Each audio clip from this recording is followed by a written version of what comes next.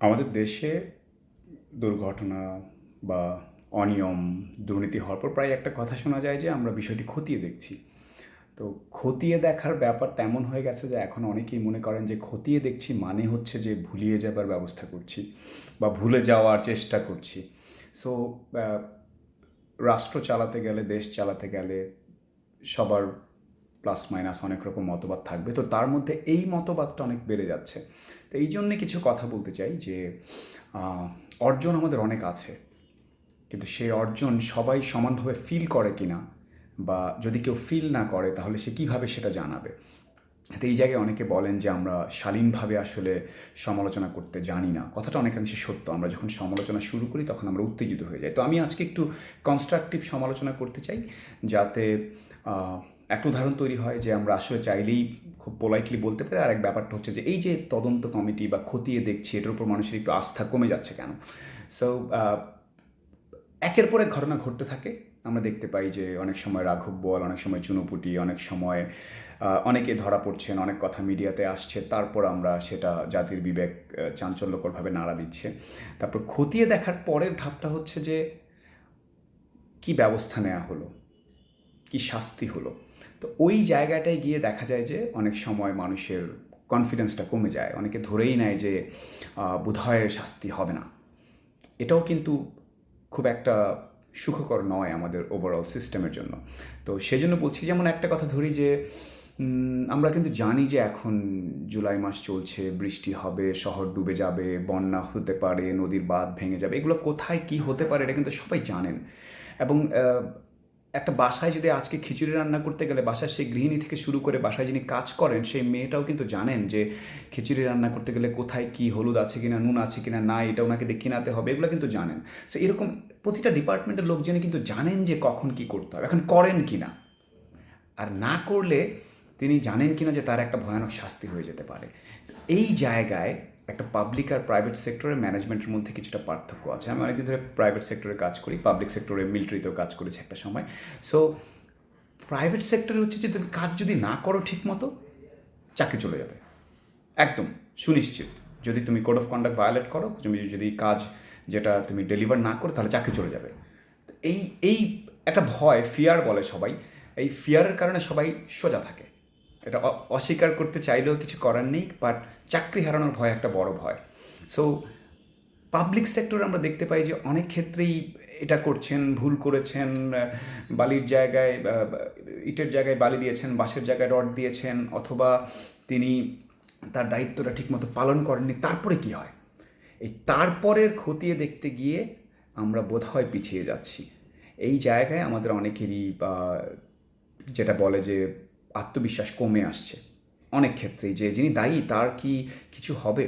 আর আমরা প্রায়ই যেটা করি যে সরাসরি সব কিছু আমরা ধরে নিই যে আহ, একদম কর্তা ব্যক্তির উপর বর্তায়। কর্তা ব্যক্তি হয়তো মিটিং করবেন, বসবেন, ইনস্ট্রাকশন দেবেন, তারপর কিন্তু এক্সিকিউশনার টিম থাকে। এটা যে কোনো অর্গানাইজেশনে, যে কোনো কিছুতে, ফুটবল টিমেও কোচ হয়তো বলে দিবেন, বাট কাজটা করতে হবে স্ট্রাইকারকে বা গোলকিপারকে বা ডিফেন্ডার যিনি আছেন তাকে। তো এই কাজটা কর্তা ব্যক্তি বললেন, তারপর ডিফেন্ডার, স্ট্রাইকাররা কাজটা করেন কি না, না করলে কি তার ক্লাব থেকে তাকে বিদায় করে দেওয়া হবে, না করলে কি তাকে ল অফ ল্যান্ড অনুযায়ী শাস্তি হবে। এই জায়গায় যেমন দেখছিলাম যে ঢাকা দক্ষিণের মেয়র বলছেন যে খাল যে ভরাট হয়ে আছে, যিনি একজন মন্ত্রীকে বললেন যে আসেন আমরা আপনাকে দেখাতে নিয়ে যাই যে কোথায় খাল ভরাট হয়ে আছে। তো এই যে এই কথাটার মধ্যে আমার মনে হলো যে উনি চাচ্ছেন যে খাল তো ভরাট, এবং ঢাকার কয়টা খাল ভরাট হলে কোন কোন এলাকা ডুবে যাবে সেটা জানেন সবাই, তারপরে কি করেছেন। খতিয়ে দেখা তো 2 মিনিটে করা যায়। খতিয়ে দেখতে আসলে বছরের পর বছর লাগানোটা হচ্ছে খুব ভুল। খতিয়ে দেখা কিন্তু এভাবেই দেখা যায় যে কোথায় ময়লাকে তোলেনি, আর জনগণ যদি রাস্তায় ময়লা ফেলে থাকে, কোথায় কী হচ্ছে, খতিয়ে দেখার সিস্টেমটা কিন্তু অল্প সময়ের মধ্যে। তো ওই জায়গায় চলে আসে সদিচ্ছা, আর চলে আসে যে ফিয়ার আছে কি না।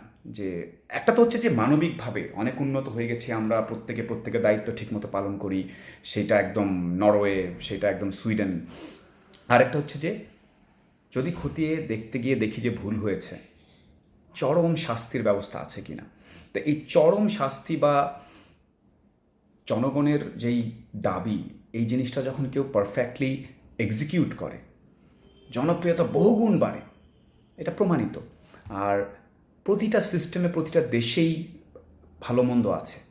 এমন নয় যে পৃথিবীর সর্বোচ্চ সবচেয়ে ভালো ধনী দেশও যে দুর্নীতিমুক্ত বা সেখানেও যে রাজনৈতিক বিরোধিতা নেই, বিরোধিতাটা আছে।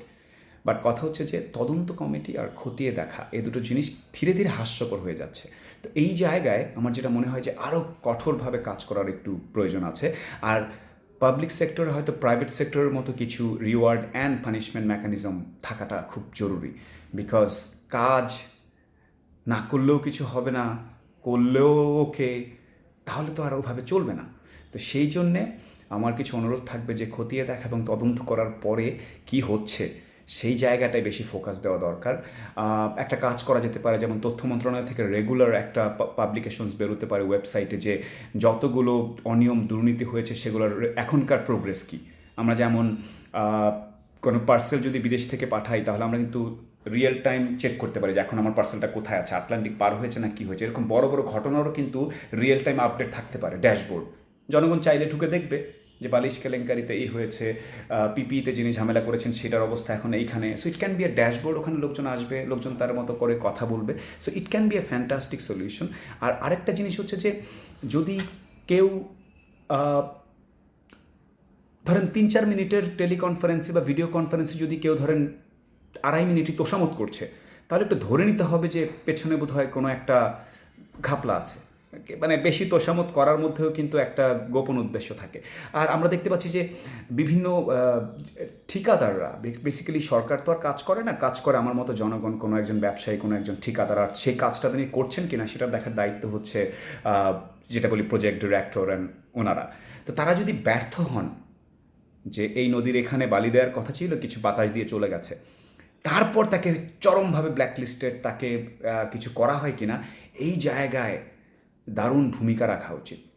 আর আমি এতক্ষণ ধরে সমালোচনা করছিলাম, সমালোচনা করতে গিয়ে যে ভাষা বিশ্রী করে ফেলতে হবে, উত্তেজিত ভাষায় কথা বলতে হবে, বকাবকি করতে হবে, এটা ঠিক না।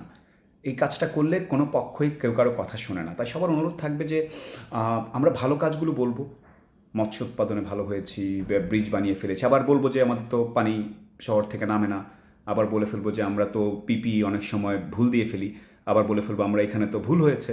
এটা নিয়েও কিন্তু সুন্দর করে সবাই মিলে কথা বলা উচিত। আমরা এমনিতেই একটু আবেগী, আমরা প্রচুর উত্তেজনাময় কথাবার্তা বলি, আমরা ভিন্ন মতাদর্শের সবাই কেমন জানি মানে প্রত্যেকেই প্রত্যেকের জায়গায় এতটা স্ট্রংভাবে থাকি যে বকাবকি পর্যায়ে চলে যায়, সেটা কর্মী থেকে শুরু করে একদম উপরে।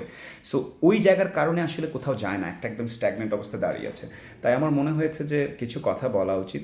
আর আমি ব্যক্তিগতভাবে যখনই নীতি নির্ধারক বা বড় কারোর সাথে দেখা হয় বা যারা আছেন ঊর্ধ্বতন পর্যায়ে রাজনৈতিকভাবে বা প্রশাসনে, তাদের সাথে আমি কথাগুলো বলি। সো বলতে বলতেই মনে হলো আজকে যে আপনাদেরকে একটু জানাই যে তদন্ত কমিটি, খতিয়ে দেখা, এই বিষয়গুলোর প্রতি মানুষের যত কি বলে সন্তুষ্টি বাড়বে, তত জনপ্রিয়তাও বাড়বে। অনেকের মনেই যেই ক্ষোভটা থাকে সেটা হচ্ছে যে আমরা দেশ আগাচ্ছি, সেটা মানতে সমস্যা নেই, কিন্তু যে গতিতে আগাচ্ছি সেই গতিটা আরও বেশি হওয়া উচিত। তো সেই জায়গা থেকে অনেক কিছু করার আছে। আর কি করতে হবে, দেশের কোথায় কী অনিয়ম আছে, সেটা আসলে একটা 17 বছরের ছেলেও একটা ফোন নিয়ে বেরোলে কিন্তু 100 ছবি তুলে নিয়ে আসতে পারবে যে কোথায় কোথায় অনিয়ম হচ্ছে। যেমন আমি আজকে আসতে আসতে দেখলাম যে যে গাড়ি ব্রেক করছে পেছনে রেড লাইট জ্বলে না, তার মানে এটা ফিট না। তো এটা দেখার জন্য তো মিটিং করে বিশাল রিপোর্ট করে খতিয়ে দেখার কিছু নেই। কোথায় কী অনিয়ম চলছে সেটা একদম ক্লিয়ারলি আছে, কোন বনে কী ঝামেলা চলছে, কোন ড্রেনে কী ঝামেলা চলছে, কোন পাওয়ার প্ল্যান্টে কী হচ্ছে, কোন খাদ্য রিলিফ বন্টন করতে গিয়ে চুরি করছেন, এটা কিন্তু খুব ইজি আছে। সো প্রায়ই একটা কথা আসে যে সদিচ্ছাটা রাজনৈতিক পর্যায়ে এবং প্রশাসনের দু জায়গা থেকে আসতে হবে। আর তখনই মানুষজন ধীরে ধীরে স্বস্তি পাবে, দোয়া দিবে মানুষজন। কি বলে, এটা একটা একটা ডিভাইন দায়িত্ব, এটা একটা স্বর্গীয় দায়িত্ব। এই যারাই কাজ করছে জনগণের জন্য, যাদের কাজ করার দায়িত্বটা আমরা পাই রাজনৈতিকভাবে বা প্রশাসনিকভাবে, এই দায়িত্বটা যদি ঠিকমতো আমরা পালন করতে পারি তাহলেই মনে হয় আমরা এগোতে পারবো। এখনও অনেক কিছু করার বাকি, এখনও অনেক কিছু হয়েছে, এই দুটো মিলিয়ে এগিয়ে যেতে হবে। ভালো থাকবেন সবাই। আর সমালোচনার ভাষা কখনোই আগ্রাসী হওয়া উচিত নয়। ধন্যবাদ।